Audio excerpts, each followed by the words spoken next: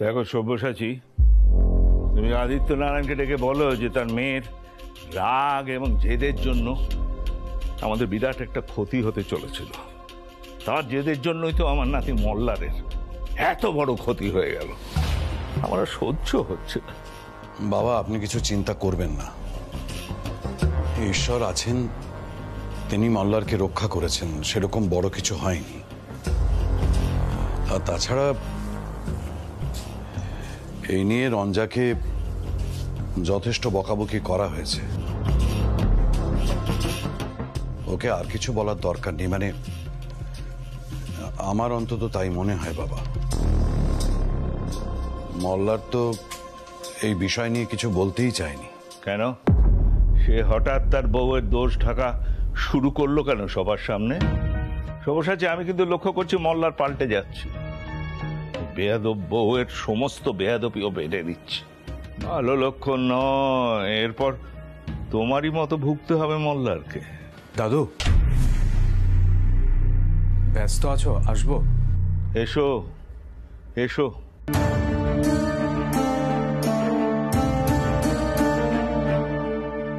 মল্লার খুব লেগেছে? দেখি দেখি কোথায় কোথায় লেগেছে। দেখো তো সব্যসাচী ছেলেটার কপালটা কি সংসারই হলো। দাদু, একটা কথা ছিল।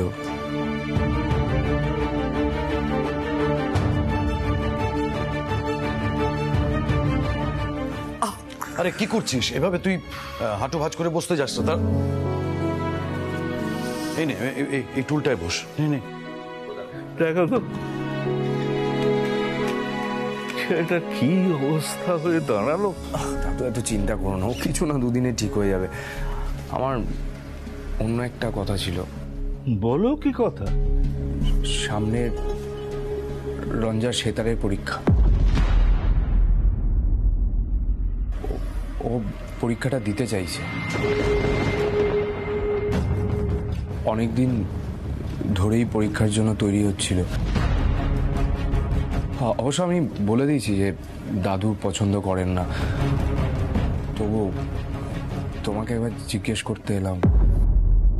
মানে গুরুজিও বলছিলেন, তাই। যে মেয়ের জন্য তোমার এই অবস্থা হলো, তার সেতার পরীক্ষার জন্য তুমি আমার কাছে দরবার করতে এসছো? তার মানে বউ যা খুশি তাই করবে, তুমি কিচ্ছু বলবে না, তাই তো? এর আগে মল্লিকাকে তুমি বাড়ি নিয়ে এলে বউয়ের কথা শুনে, আমার কথা কোনো তোয়াক্কাই করলে না। আজ আবার সেতার পরীক্ষার কথা বলতে এসছো। তোমার পরিবর্তনে আমি যে কতটা আঘাত পাচ্ছি সেটা বুঝতে পারছো না? বাবা, মল্লার কিন্তু আপনাকে আঘাত দিতে চায়নি। আঘাত দিতে চাইনি? কি তৈরি করেছিলাম ওকে, আর কি দশা হলো।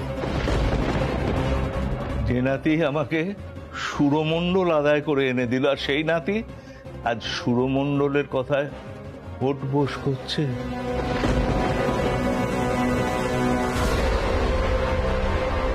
এরপর যে কি কি হতে চলেছে আমি আর ভাবতে পারছি না। আমি আর এক মুহূর্ত থাকবো না বাড়িতে। দাদু, এসব কি বলছো তুমি? তুমি না চাইলে রঞ্জা পরীক্ষাটাই দেবে না। পরীক্ষা দেবে না? আমার সব বোঝা হয়ে গেছে। জোর করে সম্মান আদায় করতে কেন যাব আমি? যে জায়গাটা ছিল আমার, সেই জায়গাটা আর নেই, সেটা আমি বুঝে গেছি। আমি গুরুদেবের আশ্রমে আজই চলে যাব। বিজয়া, বিজয়া! বাবা, আপনি কেন এসব কথা ভাবছেন? মল্লার তো আপনার কথাকে বেদ বাক্য বলে মানে। আর সেদিন নেই সব্যসাচী, আর সেদিন নেই। মল্লিকার বিয়েটা গোপনে দিয়ে আহির আমার পিঠে ছুরি মেরেছিল, কিন্তু মল্লার সে তো আজ আমার বুকে ছুরি মারলো সব্যসাচী।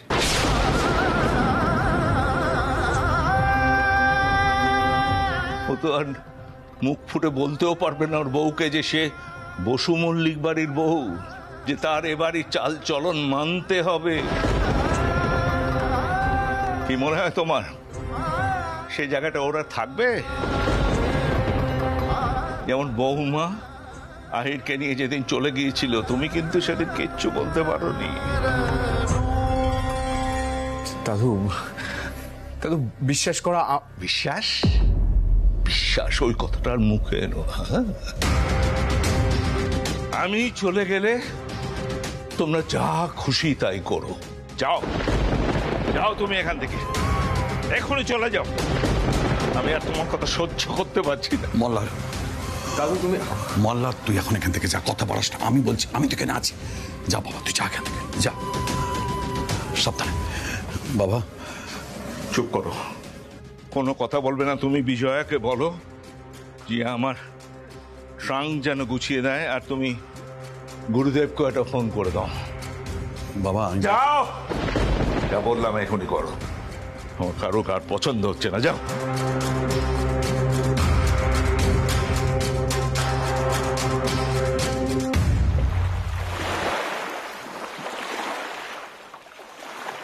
রঞ্জা, ঠাকুরপো গেছেন দাদুর সঙ্গে কথা বলতে, তোমার সেতারের পরীক্ষার জন্য অনুমতি আনতে। সত্যি ঠাকুরপো।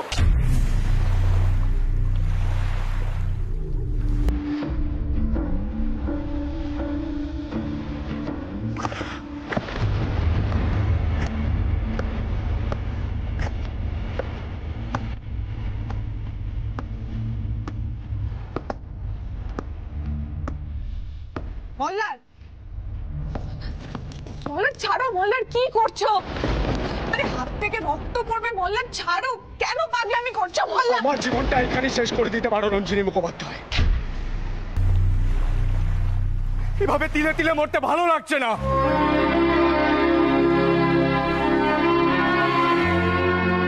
কি হয়েছে? দাদু আমার জন্য আজ সংসার ত্যাগ করছেন, গুরুদেবের আশ্রমে চলে যাচ্ছেন।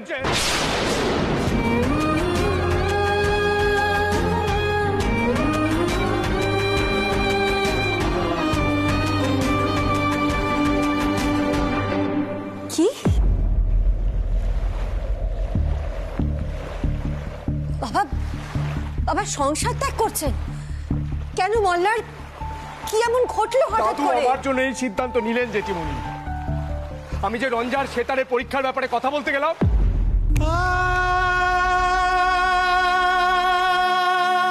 কি করবো বলো জেঠিমণি? তোমরা তো সবাই মিলে ঠেলে দিলে দাদুর কাছে যাওয়ার জন্য। আহির বললো দাদুর সঙ্গে কথা বলতে, আর দাদু ভাবছে এই সংসারে দাদুর কোনো গুরুত্বই নেই। আমি তো কখনো দাদুর কথার অবাধ্য হইনি, কিন্তু আজ আমি দাদুর ইচ্ছের বিরুদ্ধে গেলাম।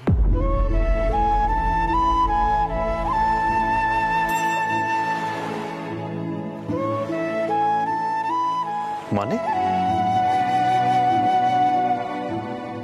তুমি তো সেতারের পরীক্ষার অনুমতি নিতে গিয়েছিলে। তুমি বুঝবে না ওসব কথাই। তুমি তো ছোটবেলা থেকে এ বাড়িতে মানুষ হওনি। দাদুর কিছু বিশ্বাস আছে। আমাকে দাদু ছোটবেলা থেকে যেভাবে মানুষ করেছে, আমি ওই বিশ্বাসগুলোই চিনেছি শুধু।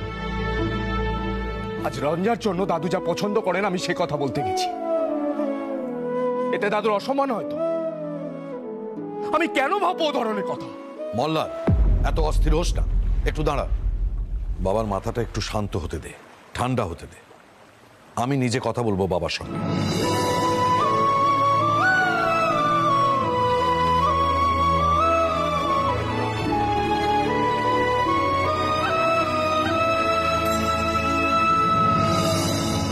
হাত দিয়ে কিন্তু রক্ত বেরোচ্ছে। দেখি। ইস, সর্বনাশ। মল্লার, তুমি আমার সাথে ঘরে চলো, আমি আরেকবার পট্টি করে দিই। মল্লার, এসো। হাতে পট্টি বেঁধে কি হবে জেঠিমণি? ওই দাদুর মনে যে আঘাত দিলাম সেটার কি হবে?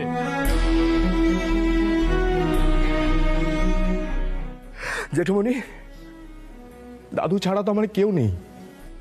তুমি তো জানো দাদু আমার কাছে কি। আমি কি করে সামলাবো দুদিক? রঞ্জাও কিছু বুঝবে না, দাদু কিছু বুঝবে না।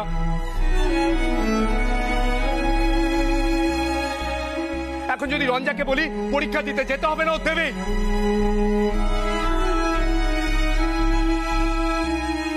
আর দাদু ভাবে যে দাদুর করা নিয়ম কানুন আমি তোয়াক্কাই করছি না, এই তো হবে।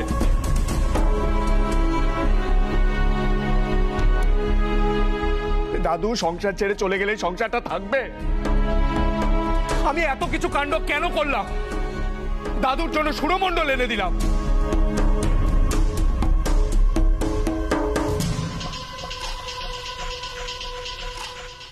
সত্যি এই বিবেক যন্ত্রণা থেকে মরে যাওয়া ভালো। আর এই সব কিছু হচ্ছে ওর জন্য। পারছি না আমি আর। মল্লার,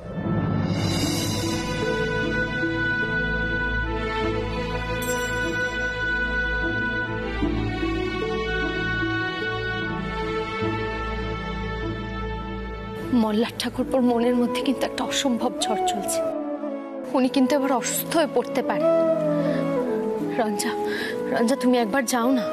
ও কোনো যাবে পেল না? মানে রঞ্জা তো কোনো অন্যায় করেনি, সীতারের পরীক্ষা দেওয়াটা তো কোনো অপরাধ নয়। আর মলারের এতটুকু সাহস নেই যে পণ্ডিতজিকে কি বলবে রঞ্জা সীতারের পরীক্ষাটা দেবে, এতটুকু সাহস নেই। সবসময় তো হুমিতুমি করে বেড়াচ্ছে, এই কথাটা ও বলতে পারছে না।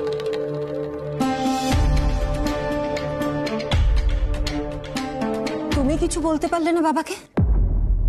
এখানেও চুপ করে থাকলে তো?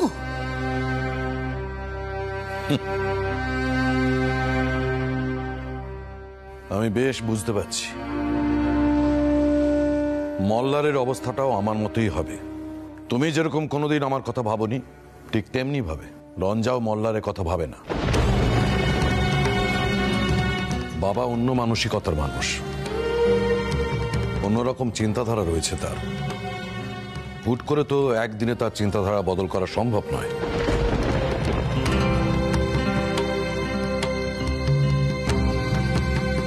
তোমাদের কথায় তো মল্লার তার স্ত্রীর হয়ে কথা বলতে গিয়েছে, কি হলো?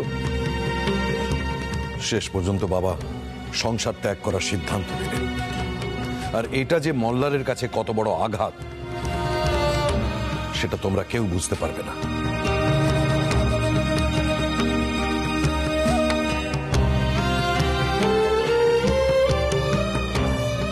যেমন আমার আঘাতটা তুমি বোঝোনি, এখন ছেলেও বোঝে না।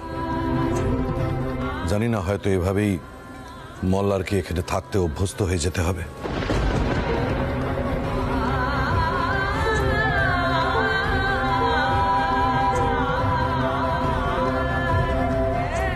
উনি যখন এই সমস্ত কথাগুলো বলেন, তুমি কেন কিছু বলো না বলো তো? কেন তুমি কিছু বলো না?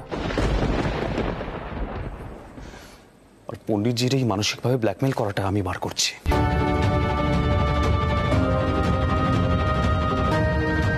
একটা ছেলে ভালো হওয়ার চেষ্টা করছে, উনি সেটা হতে দেবেন না।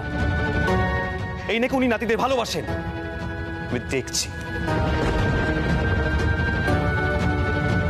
মামুনি, তোমার ছেলের মাথা কিন্তু খুব গরম হয়ে গেছে। তুমি একবার যাও না, আমি গেলে তো রক্ষেই থাকবে না। আমি কি করে সামলাবো দুদি? রঞ্জাও কিছু বুঝবে না, দাদুও কিছু বুঝবে না। এখন যদি রঞ্জাকে বলি পরীক্ষা দিতে যেতে হবে না, ও দেবে। আর দাদু ভাবে যে দাদুর করা নিয়ম কানুন আমি তোয়াক্কাই করছি। এই বিবেক যন্ত্রণা থেকে মরে যাওয়া ভালো। আমি বেরোচ্ছি, রোড সাইডে অনেক জয়েন্ট খোলা আছে, সেখান থেকে কিছু না কিছু খেয়ে নেব। এক পাও এগোবে না। এই সময় বসুমল্লিক বাড়ি বউরা রাস্তায় বেরোয় না। এত বড় সাহস হয় কি করে আমার ওয়াইফের গায়ে হাত তোলা? মল্লার, মল্লার রক্ত পড়ছে। মল্লার, আমি পণ্ডিতজির সঙ্গে কথা বলতে যাব। কাল রাতের আগে অবধি আমার বিবেক দংশন হয়নি, কিন্তু কাল রাতের ঘটনাটাই আমার সত্যিই দোষ ছিল। আর একটা কথা অস্বীকার করা যায় না, কাল যদি মল্লার না আসতো তাহলে আজ মল্লারের না, আমার খুব খারাপ অবস্থা হতো। মল্লার বসু মল্লিক আর একটা নতুন ঋণের বোঝা দিয়ে গেল আমাকে গতকাল থেকে।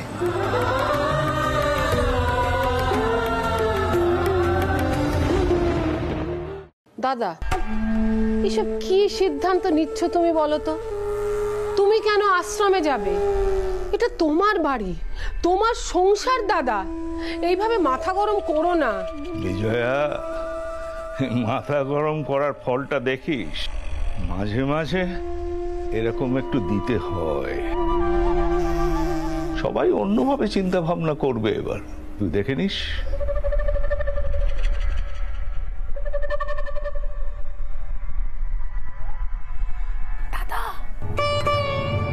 তার মানে তুমি যাচ্ছ না? দেখি, নির্ভর করছে এরপরে এ বাড়িতে কি হয় তার উপর। পণ্ডিতজি, পণ্ডিতজি,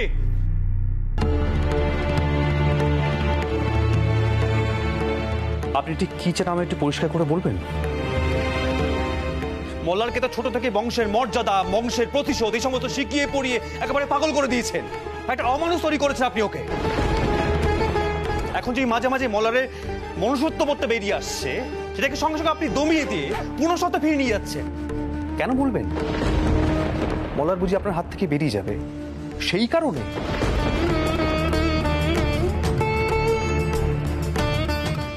আহির, এসব কি বলছিস কি তুই দাদাকে? আমি একদম ঠিক কথা বলছি, একদম ঠিক কথা বলছি আমি। আসলে ওনার না একটা পুতুল লাগে, আর সেই পুতুল হলো মল্লার। যাতে উনি ওই পুতুলটাকে নিজে ইচ্ছে মতন করে পরিচালনা করতে পারবে, আর মল্লারকে ঠিক সেইভাবেই তৈরি করেছে উনি। এখন যে মল্লার একটু অন্যরকম ভাবে ভাবনা চিন্তা করতে শুরু করেছে, ব্যাস উনি সঙ্গে সঙ্গে অস্থির হয়ে পড়েছেন। ঠিক বললাম তো পণ্ডিতজি?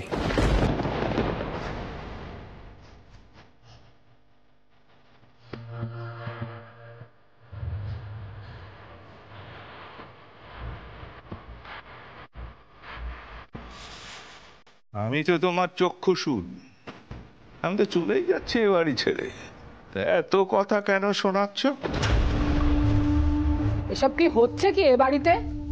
আহির, দাদা এই বাড়ির মাথা, এটা ভুলে যাস না। না বিজয়া, না, আমি কেউ নই। আমি শুধু নিজের তালে নাচাবো বলে পুতুল তৈরি করেছি।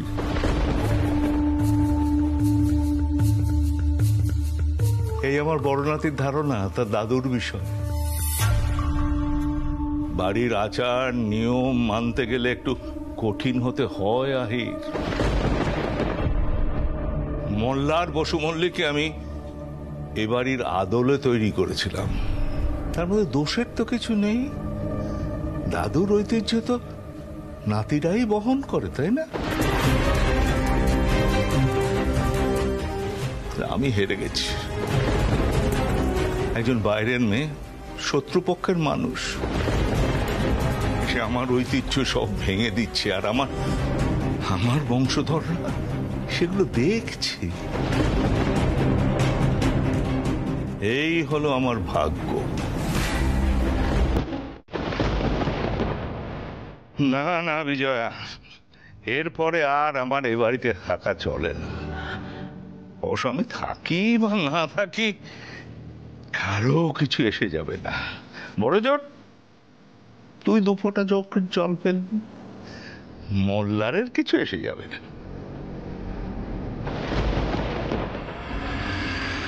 এই যে এসে গেছে আসল ঘর ভাঙানি। এতকালের সংসারটা ভেঙে দিলে বাছা।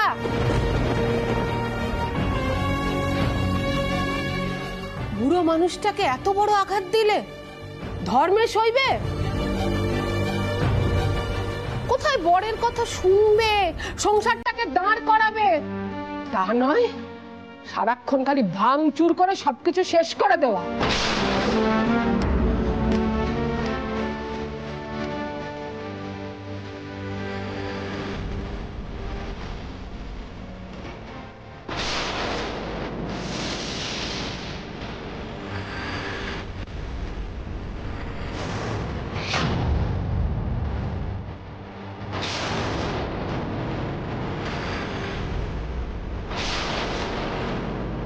আমাকে একজন বাঁচিয়েছে, আমারই জন্য তার এত আঘাত লেগেছে। একজন মানুষ হিসেবে আমার তো উচিত নয় তাকে আরো যন্ত্রণায় ফেলা।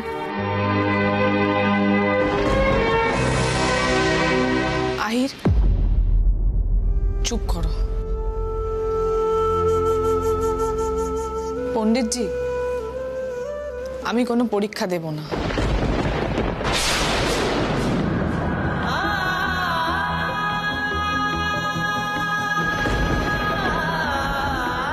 আমার জন্য আর কোনো অসুবিধা হবে না, আপনি থাকুন। আপনি যেমন ভাবে চান আমি তেমন ভাবেই চলব।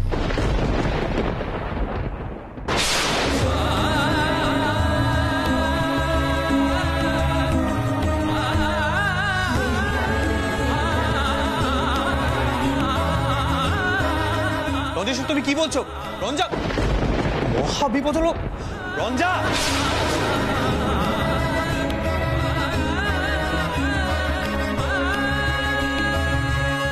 দাদা, এটা কি হলো? দেখছি ওই বাড়ি ছাড়ার হুমকিটাই কাজে লাগলো। এবারে ওই বউকে কিভাবে বাগে আনতে হয় আমি দেখিয়ে দেবো। মোল্লারকে পর্যন্ত কেড়ে নিচ্ছিল, এত সাহস!